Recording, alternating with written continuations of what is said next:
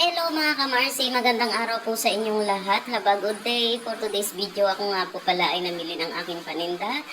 At ngayon ay bantayan natin ang mga price dahil ngayon ay magdi-December na po.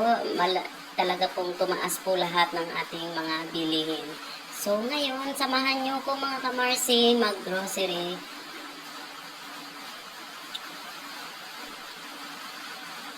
So, ayan mga kamarsi, ano po ba talaga ang nagmahal ngayon sa mga bilihin? Ayan po, ang nagtaas ngayon ang mga bilihin, ang MP, ayan po, nagtaas din po siya, Red Horse, ayan po ang tumaas ngayon. Ayan, lahat po ay nagtaas ngayon. Yung itlog, ayan ang mantika, asukal, So, ayan mga kamarsi din yung binili ko na estante na yung inipon ko pong savings ng tindahan. Ayan po yung ipon challenge ko. Ayan po yung binili kong estante.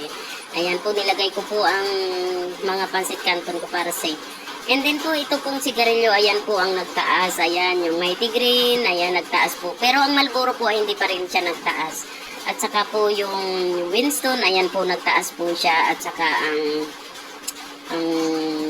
iba pang mga sigarilyo po ay nagtaas po ng price ngayon. So ayan mga kamarsi, mga nakadisplay na po ako ng aking paninda dahil po ako lang po mag-isa dito sa aking tindahan. So mga kamarsi, ako rin po lahat pagdating ay ako rin po ang nagdi-display. So ayan mga kamarsi, malinis na po ang ating tindahan para po magandang tingnan sa ating mga customer.